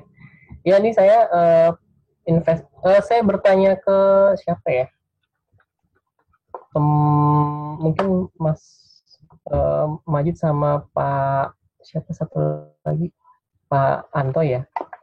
Saya sih tadi sudah sempat tulis di chat mengenai apa namanya dana darurat ya. Itu kan dikasih tips bahwa kita perlu menyimpan menginvest sebelum-sebelumnya. Nah, kebetulan ada invest saya di P2P lending, tapi pas begini ternyata uangnya nggak bisa cair. Nggak bisa cair karena mungkin si peminjamnya juga nggak bisa bayar karena terkena dampak yang sama. Akhirnya ya harusnya bisa dipakai atau bisa dicairkan, tapi malah nggak bisa, malah nyangkut gitu. Ini ada tipsnya nggak sih? Gimana sebaiknya? Akhirnya ya ya cuma bisa berdoa aja sih akhirnya saya. Itu sama satu lagi mungkin tambahan aja, kan income kita kan cari income lain nih, artinya kita shifting ke jual hal-hal yang dibutuhkan, misalnya masker. Itu artinya kita masuk ke, kalau minjem istilah apa tuh, masuk ke bisnis yang red ocean business ya, artinya semua jualan masker, artinya ya udah kita bisa berdarah-darah di situ ya. Ya apakah itu apa namanya bisa jadi pertimbangan atau mungkin ada hal lain yang bisa jadi masukan. Terima kasih, itu aja. Oke, terima kasih Mas Wendy. Mungkin langsung dijawab ya. Mungkin Pak Majid dulu. Mas Majid bisa dibantu? Tadi saya sempat terputus. Yang pertama. Ya. Silakan. Ya, makasih Mas Wendy pertanyaannya. Kalau saya mikirnya sih memang investasi kalau udah sekarang itu mesti pintar-pintar milih gitu ya. Yang mana yang paling liquid, yang kita sewaktu-waktu itu bisa cairin. P2P tadi dia malah belum bisa bayar gitu ya. Itu saya nggak tahu P2P-nya benar-benar kayak top 3 di Indonesia atau P2P yang size-nya kecil gitu. Bahkan sih memang kalau menurut saya sekarang ini kita jangan invest ke platform-platform yang gagal bayarnya tuh tinggi. Bahkan P2P walaupun diasuransikan, tapi memang dia bisa ada aja sih kemungkinan untuk depending pembayarannya gitu ya. Kalau kita misalnya yang paling aman bilang deposito yang dijamin LPS, banknya misalnya default, kita tetap diganti uangnya, itu pun mereka masih dimungkinkan untuk nggak bisa bayar bunga atau pokoknya atau depending. Jadi makanya bahkan seaman deposito aja itu masih nggak aman sekarang gitu. Nah makanya saya sih saranin mungkin yang kayak P2P atau yang lain mungkin di hold dulu, pindah ke instrumen investasi yang paling liquid gitu. Tadi kan saya sempat mention saham, ya memang itu high risk high return lah ya.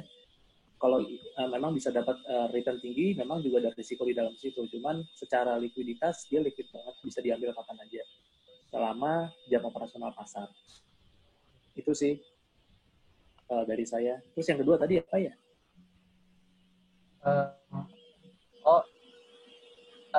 Shifting ke jualan yang lain, cuma memang akhirnya kita masuk ke dalam bisnis red ocean ya, artinya minjem istilah. Ya. Ya artinya ya udah kita berdarah-darah situ jualan karena semua orang juga jualan itu ya kan. Iya, menurut saya tadi Mbak Kevin bagus juga sih poinnya. Orang sekarang kan juga banyak jadi GoFood gitu ya. Nggak mesti masker, nggak mesti hand sanitizer, atau nggak mesti kayak APD atau yang lain-lain. Bahkan kan kalau jual masker semua harganya jadi tinggi, jadi justru malah dampaknya nggak bagus buat orang-orang yang butuhin banget. mungkin bisa jual jamu gitu ya, yang sekarang kan jahe gitu-gitu kan buat naikin imunitas misalnya, salah satunya, atau kayak jual-jual makanan sehat, jual ya mungkin buah atau apa gitu ya. Saya nggak tahu, banyak sih sebenarnya kita bisa cari celahnya sekarang. Kita nggak mesti harus nyemplung ke bisnis-bisnis yang orang sekarang lagi ngerubungin gitu di kolam yang sama. Gitu sih Mas Wendy. Oke, terima kasih Pak Majid. Mungkin mau Kevin ada tambahan atau cukup? Sudah? Cukup. Oh. Mungkin dari saya, Mas, ini kan Mas Wendy ya, Mas ya. Sekarang nih bisnis is not usual gitu ya, tidak seperti biasanya gitu ya. Dalam situasi ini mungkin kita paling tidak bisa menjaga cash flow nih. Quick win-nya apa? Mungkin amati tiru. Tadi ATM tadi ya, modifikasi segala macam adalah salah satu cara quick win-nya gitu ya. Apakah ini akan jangka panjang? Belum tentu. Ini kan trennya karena lagi kebutuhan tinggi ya. At least paling tidak bisa menambah cash flow yang kita miliki. Terus sifatnya sekarang kayak pola hidup sehat seperti buah-buahan, jenisnya kan lagi in. Mungkin itu bisa sebagai alternatif. Tinggal sekarang seberapa gencar kita melakukan penetrasi atau edukasi ke pasar, baik itu lewat sosial media ya. Tersampaikan ke pasar itu jadi masalah kan. Terus orang juga pengen barang-barang yang sifatnya untuk perlindungan diri, imun tubuh ini, cuma nggak tahu, belum teredukasi dengan produk kita, misalkan seperti itu. Oke, mungkin nanti bisa ditambahkan lewat email Mas ya, kalau ada tambahan. Saya akan masuk ke Ibu Titi, selanjutnya silakan Ibu Titi. Ibu Titi Huta Barat, silakan. Oke, selamat sore. Saya mungkin mau menanyakan ke Bapak Majid ya tadi namanya ya? Ya, silakan. Ya. Tadi kan bicara tentang investasi saham ya. Nah, saya kebetulan masuk di investasi saham, cuman belum expert lah ya, masih belajar. Nah, dengan kondisi yang sekarang itu sebenarnya kita juga banyak dapat informasi bahwa sampai bulan Juni ini juga masih diperkirakan kalau kondisinya itu bisa makin parah gitu. Jadi dengan kondisi yang seperti ini, pada saat kapan waktu yang tepat buat kita untuk masuk kembali untuk membeli emiten-emiten yang ada di dunia saham ini gitu. Jadi mungkin kita perlu yang masih baru masuk di saham ini untuk edukasi tentang kapan sih waktu yang tepat supaya kita jangan ambil sekarang, ternyata kita belum terlalu paham nih kondisinya ke depan seperti apa karena ini pandemik. Jadi mungkin saya mau minta masukan dari Bapak Majid untuk melihat karena ini kondisinya masih baru, cara kita untuk menganalisanya seperti apa. Mungkin itu aja sih Pak. Terima kasih. Ya, makasih. Silakan Pak Majid. Ya, makasih Bu Titi pertanyaannya. Itu pertanyaan bagus buat saya. Jadi kapan sih pertanyaannya, kapan kita mulai masuk ke mau investasi saham gitu ya, kapan mau mulai? Tadi saya bilang, jadi kalaupun masuk sekarang, itu menurut saya juga momennya masih tepat gitu ya, karena tadi saya sempat singgung bahwa IHSG atau indeks harga saham gabungan kita tuh di Januari itu masih 6 ribuan gitu. Sekarang 4.600 something, jadi artinya itu turun cukup jauh. Beli saham itu kayak beli barang, Bu. Jadi kalau kita beli barang, kita kan mesti tahu harga pasarnya. Terus tahu harga pasarnya satu. Yang kedua, kita harus tahu juga berapa dijual. Kalau kita tahu harga pasarannya itu lagi rendah dan kita tahu ekonomi nanti bakal recover lagi dan harga pasarannya akan naik lagi. Ya sebagai investor yang punya ya secara logis kita akan beli dong. Kita akan beli terus nanti jualnya ketika ekonomi naik lagi.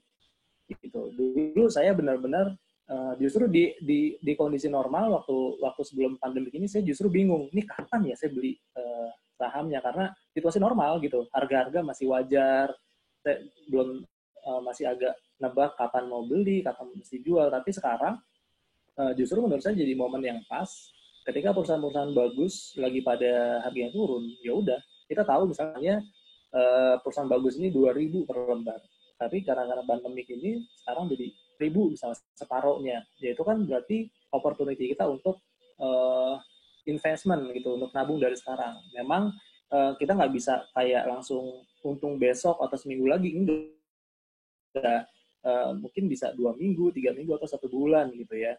kita bisa dapat barang yang murah, ya nanti kita bisa dijual di harga mahal gitu.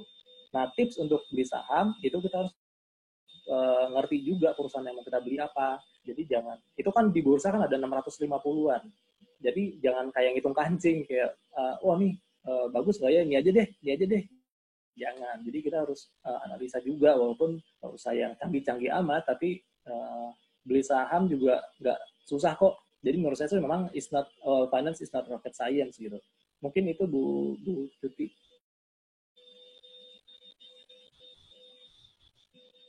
Halo, sudah ya Bu Titi ya? Mungkin nanti bisa lanjut. Ini ada pertanyaan katanya nih. Apakah saya bisnis anggrek? Oh, enggak, Bu. Ini akibat WFH. Jadi saya berkebun. Jadi untuk mengisi pagi berkebun, siang mulai jam 8 baru pakai kemeja. Kalau pagi berkebun, Bu. Beli dong Pak Anto anggreknya. Ada pertanyaan. Jadi bukan bisnis anggrek, hanya berkebun selama WFH. Next, selanjutnya ada pertanyaan dari Ibu Farida Ayu ya. Dari Bu Farida Ayu, saya persilahkan. Ya, baik, terima kasih. Silahkan. Jadi begini, untuk misalnya seperti saham, itu untuk dalam kondisi seperti ini, lebih baik mana atau lebih safe mana antara saham atau reksadana atau opsi lainnya. Kemudian bagaimana menurut Bapak-Bapak dan Mbak Kevin terkait perekonomian ke depan ketika nanti Ramadan dan Lebaran begitu? Apakah kira-kira apa yang bisa dijadikan sebagai penyenang hati gitu untuk di sektor apa gitu yang bisa kita lakukan investasi begitu. Terima kasih. Oke, terima kasih Bu Farida. Siapa dulu mau Mas Majid? Nanya. Ada 2 pertanyaan Bu ya berarti ya. Satu terkait instrumen saham, yang kedua terkait tadi nanya kepada kami bertiga, apa nih yang bisa kita lakukan ya to make happiness ya in Ramadan gitu ya. Silakan, mungkin Pak Majid dulu silakan. Secara singkat gimana Pak sarannya Pak? Kalau menurut saya sih pilihan investasi kayak reksadana, saham atau yang lain, saya justru nggak suggest reksadana gitu ya. Karena kenapa? Reksadana itu kita menitipkan dana kita ke manajer investasi, yang mana mereka sendiri tuh bisa aja salah atau ya miss lah untuk mengelola dana kita. Banyak kan kalau kita baca berita ya Bu ya, awal tahun lalu reksadana atau manajer investasi kayak beberapa aset manajemen lah reksadana yang ujung-ujungnya mereka masukin lagi ke investasi saham misalnya, ya udah kita buka aja akun saham sendiri, kita beli saham sendiri, kita invest sendiri.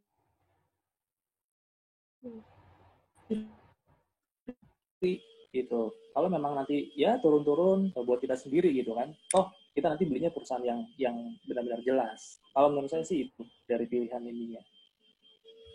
Gitu Mas Anto. Ya mungkin kalau dari saya Bu ya, ini sebenarnya kalau kita milih instrumen adalah tergantung selera ya, preferensi resiko.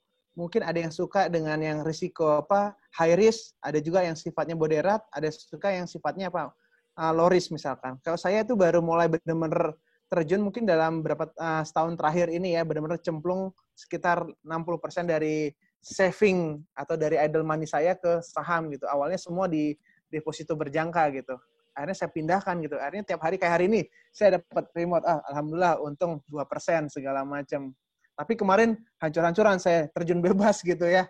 Berapa lot misalnya Bank Mandiri, saya KO, BCA gitu, KO. Beli 6.000, sekarang harga 4.000. Saya per lembar saham 2.000 rugi. Diem aja gitu. Tapi artinya ada lesson learn gitu ya.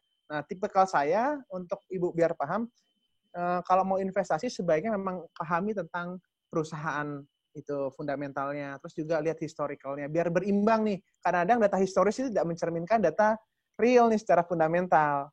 Terus yang kedua, sesuaikan dengan pilihan selera Ibu. Ibu suka yang senam jantung setiap saat, atau suka yang ada yang fixed income, misalkan obligasi, ataupun yang udahlah yang passive income, misalkan reksadana. Tergantung appetite dari atau selera Ibu sendiri. Terus yang terakhir, lebih pada berinvestasi. Namanya investasi jangka panjang. Seringkali kita terjebak menjadi spekulan gitu. Beli sekarang, jual. Nyari gain.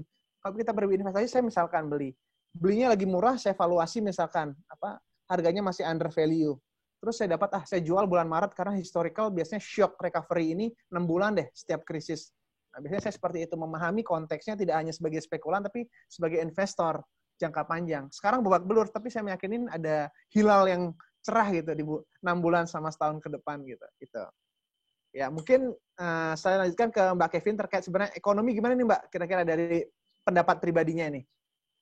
Kalau pendapat pribadi sih sebenarnya ini ya tadi mungkin ada beberapa sektor yang masih bisa diuntungkan, kayak sempat dibahas sama Mas Majid, ada beberapa perusahaan yang justru meningkat gitu kan. Tapi sebenarnya sih umumnya krisis yang tadi disebut sama Pak Anto ini mungkin udah general dirasain sama semua orang gitu. Jadi mungkin lebih banyak yang rugi lah daripada yang untung pastinya. Dan kalau misalnya dipikir gitu sedih juga kan, misalnya Lebaran nanti mungkin ada yang nggak dapat THR, bahkan ada yang udah di PHK duluan gitu sebelum puasa mulai dan lain-lain. Sebenarnya yang hikmahnya kalau misalnya mau ambil kebahagiaan itu pasti kita bisa cari celah dimanapun. Kalau buat aku pribadi sih, aku merasa kayak dengan pandemi ini aku langsung putar otak gimana caranya, karena ibu sama bapak aku tuh bisnis dua-duanya, dan suamiku tuh kerja di perusahaan internet gitu lah ya, maksudnya wifi company. Jadi aku sebenarnya benar-benar merasakan drop itu di keluarga aku sendiri, kayak di bapak sama ibu aku, dan kita semuanya langsung putar otak gimana caranya nih bisnis yang dipegang sama masing-masing tuh kita cari gantinya deh, nggak mati-mati banget gitu. Dan untuk Lebaran ini kan pastinya kalau misalnya kita pikir-pikir mungkin pengeluaran lebih itu ketika normal keadaannya kayak dulu gitu. Mungkin untuk orang-orang yang punya karyawan kita ngasih THR dan lain-lain. Tapi kalau lagi kayak gini, aku rasa sih udah jadi dimaklumi sama-sama kalau misalnya memang nanti tidak akan semenyenangkan biasanya gitu. Tapi ya aku coba cari cara, misalnya kayak karena aku basicnya entrepreneur dan keluarga aku juga entrepreneur, kita cari cara supaya gimana nih menyambut Lebaran tuh kita masih bisa ada kegiatan yang bisa dilakukan di rumah sama-sama bareng-bareng gitu, ngumpul keluarga, tapi masih bisa dapat pendapatan juga.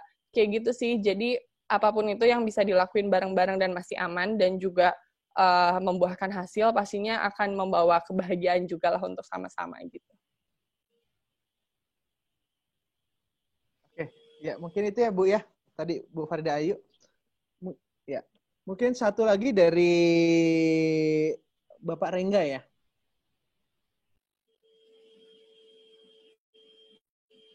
Pak Rengga, silakan.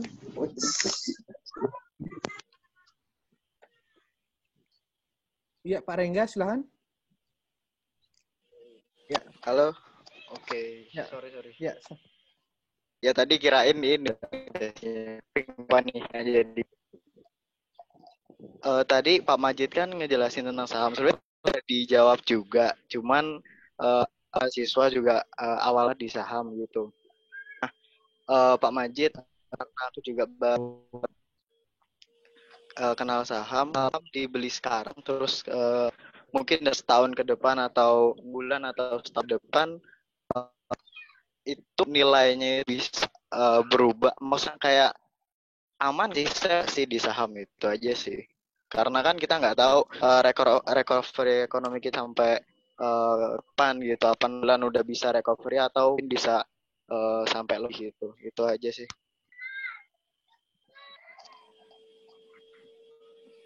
Oke, silakan Pak Majid. Oke. Menurut saya sih sebenarnya kalau kedepannya gimana, aku juga nggak bisa nebak gitu ya, bakalan cepat recovery atau enggak, tapi menurut saya sih cepat atau lambat pasti akan recover gitu ya. Pemerintah kan juga udah mulai punya jurus-jurus lah ya buat mempercepat ini biar cepat selesai. Jadi entah itu 3 bulan lagi, entah 6 bulan lagi, atau mungkin 1 tahun, ini akan recover. Tapi kalau menurut saya sih, feeling saya kalau memang ini intensif gitu dari pemerintah, nggak nyampe 1 tahun ya, bahkan nggak sebelum 1 tahun, menurut saya sih ini akan recover lagi. Apalagi tadi misalnya nyebut mahasiswa gitu, mahasiswa pengen investasi saham, itu gimana? Menurut saya juga enggak, karena investasinya juga kan kita bisa dimulai dari 100.000. Kalau misalnya harganya murah dan kita nyoba kecil-kecilan, itu bisa banget. Jangan banyak-banyak di kondisi kayak begini. Kalau misalnya punya dana 100 gitu ya atau 1 juta misalnya, ya masuknya 300.000 dulu, 600.000 bertahap gitu untuk sampai 1 juta, jangan langsung dicemplungin. Dan mungkin mesti diingat juga, kalau tadi kan saya bilang ya, kalau saham itu juga di samping returnnya besar, ada risiko juga yang cukup besar. Jadi pastikan itu bukan uang yang kita pakai sehari-hari, itu uang yang dingin, yang benar-benar kita sisihin untuk investasi, diputar gitu ya. Jadi kalau emang nanti ada penurunan dan nggak recover cepat, kita tuh nggak jatuh lah mentalnya dan nggak keganggu cash flow-nya. Jadi mungkin itu. Ya, mungkin Mas Rengga ada pertanyaan lagi? Cukup? Ya. Sudah cukup jelasnya? Udah, insyaallah. Oke ya, terima kasih. Selanjutnya ada dari ini karena masih ada sekitar 1 orang lagi kali ini ya. Mas DA ya? DA. Saya namanya. Ini Mas Da atau gimana nih? Mas DA manggilnya. Silakan Mas DA. Halo Mas DA. Pak DA. Oke, saya next lagi ke orang selanjutnya, berarti ke Pos Maria Sianturi. Ibu apa Bapak ini? Ibu. Bu, ya. Ibu, silakan Bu. Silakan Bu. Ya Bu, silakan Bu.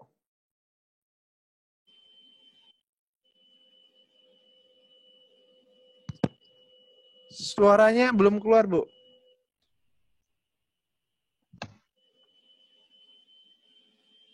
Terdengar? Terdengar Bu, silakan.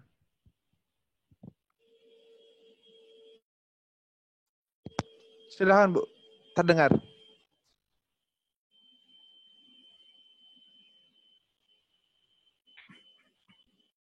Maaf, tidak terdengar lagi Bu.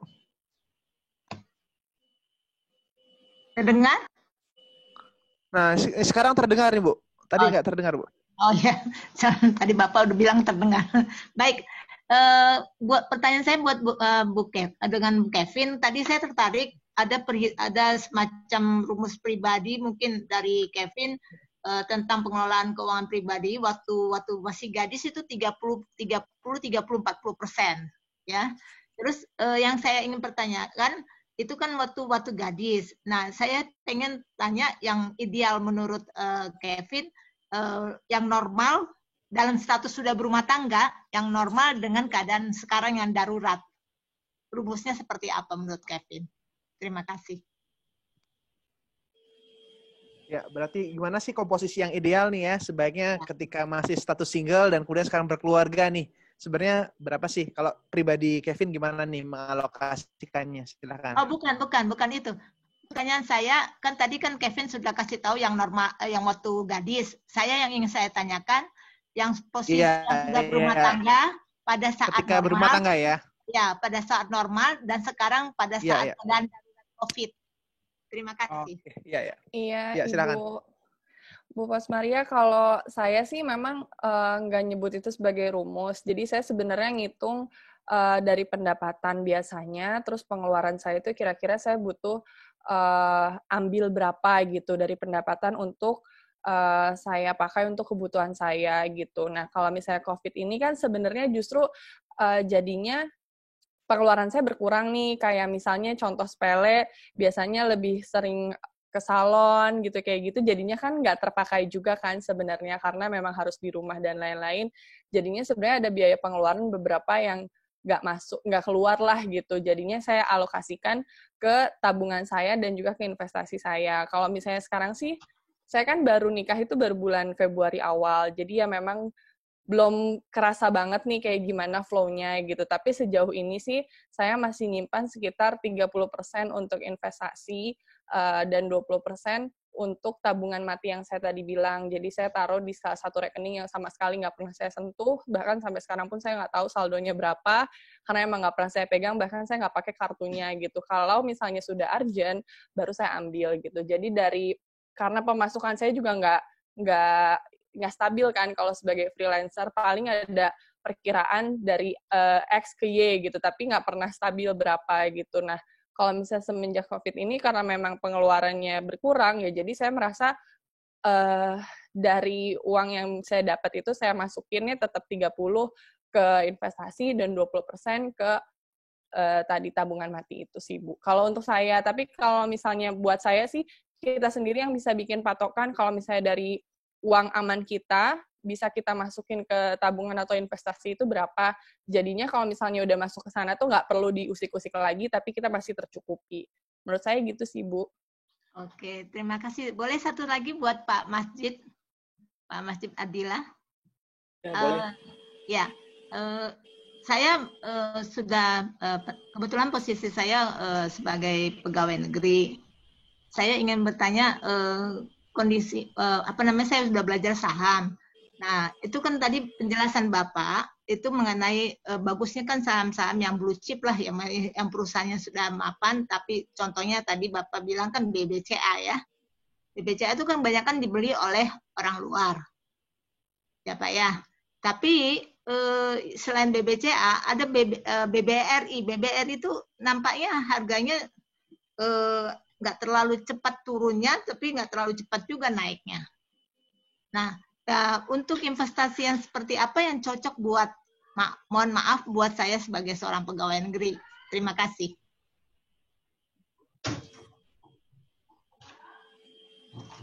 Halo? Ya, halo Bu Mas Maria. Ya, makasih. Ria aja, panggilan saya Ria aja, biar cepat, biar simpel. Oke, Bu Ria. Iya. Kalau cocok-cocok atau enggak buat PNS gitu ya menurut saya sih cocok-cocok aja ya. Bahkan kalau mahasiswa pun tadi kan juga saya bilang juga bisa banget gitu. Karena nggak perlu investasi yang besar-besar kalau mau di saham. Bahkan dengan modal 100.000 pun kita bisa gitu, 200.000 pun bisa. Selama itu tadi uang itu uang yang kita sisihkan benar-benar bukan uang yang kita pakai sehari-hari. Saya nggak akan bahas spesifik satu saham gitu ya Bu ya, karena saya nggak bisa menebak-nebak juga perusahaan mana yang bagus banget atau enggak. Cuman kalau misalnya Ibu budgetnya memang nggak terlalu besar, ya bisa dicari saham-saham yang perusahaan-perusahaan yang lebih murah harganya. Banyak kok. Tadi kalau BCA kan memang mahal gitu ya, 27 ribuan sampai 30 ribu. Tapi kalau bank yang lain yang kecil-kecil juga banyak, dan itu juga bagus-bagus gitu. Dan selain bank juga banyak yang perusahaan-perusahaan yang bahkan per lembarnya hanya 1.000. Kalau per lembarnya 1.000 itu artinya kan kalau kita beli 100 lembar, satu lot, itu hanya butuh 100.000. Begitu Bu Ria. Iya. Oh, oke. Kalau yang dana reksa, apakah tidak lebih baik dana reksa, bukan dana reksa, reksadana. Reksadana itu saya lebih cenderung tertariknya reksadana terproteksi. Apakah itu lumayan bagus? Iya, sebenarnya tadi saya juga jelaskan ya Bu, reksadana itu produk, dana reksa itu perusahaan. Jadi yang dimaksud Ibu mungkin reksadana ya. Sebenarnya tergantung selera masing-masing orang. Jadi kalau reksadana itu tipikalnya kan itu kita diurusin sama manajer investasi. Jadi dana kita tuh dikelola sama mereka. Nah, buat orang-orang yang kita nggak mau pusing ngelola sendiri, yaitu ditaruh ke reksadana bisa. Tapi kalau misalnya kita mau sifatnya ke saham dan sifatnya nabung bulanan gitu ya, itu bisa dikelola sendiri sih. Bagus enggaknya menurut saya sih relatif lah Bu ya. Karena nanti kalau reksadana itu kan sama manajer investasinya dikelola lagi, diputar lagi di saham. Sama sih, saham, di obligasi, atau kalau Ibu yang reksadana pasar uang, dia masukinnya ke deposito gitu. Iya, saya berdasarkan pengalaman. Mohon maaf Bu ya. Oh, udah. Okay. Iya, karena waktunya udah ini Bu ya. Nanti bisa lanjutkan via email ya Bu ya. Habis ini saya sampaikan tautannya. Oke, Bapak Ibu sekalian, sesi Q&A sudah berakhir. Nanti sebelum saya tutup, saya mau ambil kesimpulan dari setiap pemateri gitu ya. Terus kemudian ada link yang Bapak Ibu bisa ambil untuk materi selanjutnya. pertama-tama saya terima kasih buat Pak Majid yang udah sharing, terus kemudian Kevin berdasarkan best practice selama ini ya, yang hidup besar dari dunia entrepreneur terpapar langsung gitu ya, justru financially terhadap misalkan dari keluarga gitu. Nah, mungkin dari saya sendiri pertama, COVID-19 ini juga merubah ekosistem bisnis atau bisnis, termasuk juga tatanan kita berumah tangga atau berkehidupan gitu ya. Harapan saya setelah COVID-19 ini, pola hidup kita, cost control, pengendalian keuangan kita tetap terjaga nih. Mentang-mentang krisis sudah berakhir, jangan sampai gaya hidup kita, lifestyle kita tetap berubah nih. Nah, itu yang perlu kita pahami. Pasca krisis yang kita lakukan adalah tentu harus menjaga pola hidup seperti ini nih. Mulai aware, mulai impulsifnya mulai dikurangi nih. Jangan gampang tergoda dengan namanya sale atau diskon, misalkan seperti itu. Terputus ya. Selanjutnya yang kedua terkait dengan mengendalikan biaya. Ketika Bapak Ibu pendapatannya terjaga gitu ya, atau bahkan mulai menurun, sebaiknya sudah mulai aware ya, memprioritaskan pengeluaran mana yang bisa ditekan atau ditunda pembayarannya atau diminimalisir pembayarannya. Tujuannya untuk menjaga cash flow.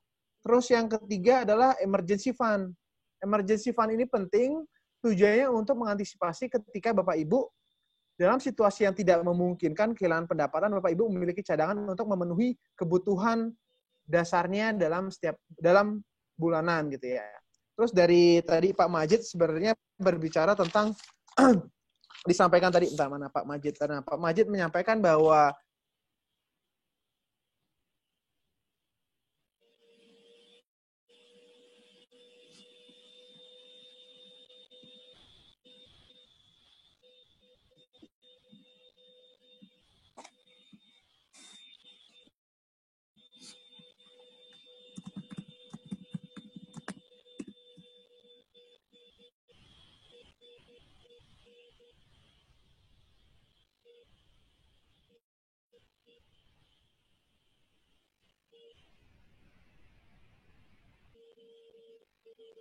Oke, karena Bapak Yanuar mungkin ada trouble lagi, bisa langsung aja untuk Bapak Majid dan Mbak Kevin untuk closing statement ya. Bisa dimulai dari Bapak Majid terlebih dahulu. Terima kasih. Oke Mbak, thank you. Kalau dari saya sih mungkin simple ya. Kita udah tahu kondisinya udah kayak begini, udah separah ini. Jadi kita coba introspeksi diri, terus kita coba dari rutinitas yang kita terutama yang terdampak gitu ya. Coba cari alternatif baru, coba cari putar otak supaya gimana kita bisa dapat alternatif new source of income tadi gitu ya, yang buat kita yang misalnya pekerja harian yang benar-benar langsung kena dampak dari ini. Lain sih mungkin itu aja, cukup, udah banyak dibahas. Stay healthy, stay safe, dan nggak usah panik. Dan kita doa mudah-mudahan pandemi ini bisa cepat selesai gitu pemerintahnya. Amin. Terima kasih Mbak. Amin. Ya, silakan buat Kevin, mungkin ya, ada closing. Mbak Kevin? Kalau dari saya, buat Bapak, Ibu, teman-teman semua, stay safe, stay healthy. Semoga segera selesai semua krisis dan juga pandemi yang kita hadapi saat ini. Manfaatkan waktu sebisa mungkin selalu di rumah, bareng keluarga, cari kegiatan yang memang bisa menguntungkan, bahkan bisa menghasilkan income. Oke, terima kasih, Kevin. Mungkin host bisa di slide ditayangin terkait untuk nanti feedback-nya.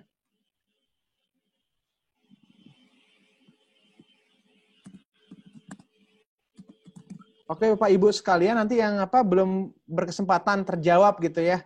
Pertanyaan silahkan kirim aja email di sini. Tadi mungkin saya lihat beberapa ada di chat, ada yang saya balas keluar masuk gitu. Silakan aja masukkan di email. Nanti kita berupaya untuk memberikan jawabannya via email. Terus selanjutnya next di next. Ya, nanti ini feedback-nya Bapak Ibu. Nanti materi jika Bapak Ibu telah mengirimkan feedback, nanti kita akan kirimkan materi yang tadi mungkin dari saya dan Pak Majid. Kalau dari Kevin tadi kan direct langsung ya. Nanti akan ditunggu YouTube-nya gitu ya, di YouTube PPM Management. Misalnya gitu. Ini feedback-nya, silahkan diisi feedback untuk memperoleh dari materi tadi. Terus next host.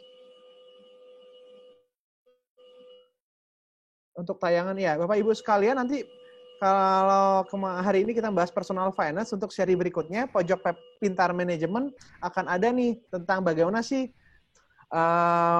kita membangun kesiapan tim dalam virtual team nih ya. Jadi leading virtual team oleh nanti besok rekan saya Ozi dan juga Mas Pandu gitu ya akan sharing leading virtual team tanggal 22. Silahkan Bapak Ibu registrasi saja kalau pengen. Terus ada juga yang terakhir ini next. Ada lagi host? Sudah ya? Ya, ini Bapak Ibu, ini ada seminar online, mungkin lebih sifatnya training. Jika tadi ada pertanyaan butuh sertifikat atau mengisi waktu luangnya WFH untuk meningkatkan kapabilitasnya, silakan mendaftar terkait bagaimana sih meningkatkan produktivitas melalui work from homes gitu ya. Nanti rekan saya, Mas Aris akan sharing terkait bagaimana sih online gitu ya, mendongkrak produktivitas. Silahkan Bapak Ibu di QR. Nanti di materi ini sudah ada, kami akan kirimkan. Oke, itu aja. Terima kasih Bapak Ibu sekalian. Kurang lebihnya mohon maaf. Kami sangat terbuka dengan segala masukan. Silahkan mengisi form evaluasi. Semoga sharing ini memberikan kemanfaatan tidak hanya bagi kita saja, bisa juga bagi tim Bapak Ibu. Bapak Ibu bisa bercerita, kemudian bagi orang-orang di sekitar kita. Karena sudah saatnya kita stay safe, terus kan stick together menghadapi COVID-19 ini. Semoga pandemik ini segera berakhir dan kita bisa berkarya lebih produktif lagi. Terima kasih Mas Majid, terima kasih Kevin atas waktu yang telah diberikan untuk sharing kepada kita semua. Sama-sama Mas Anto. Pak Anto.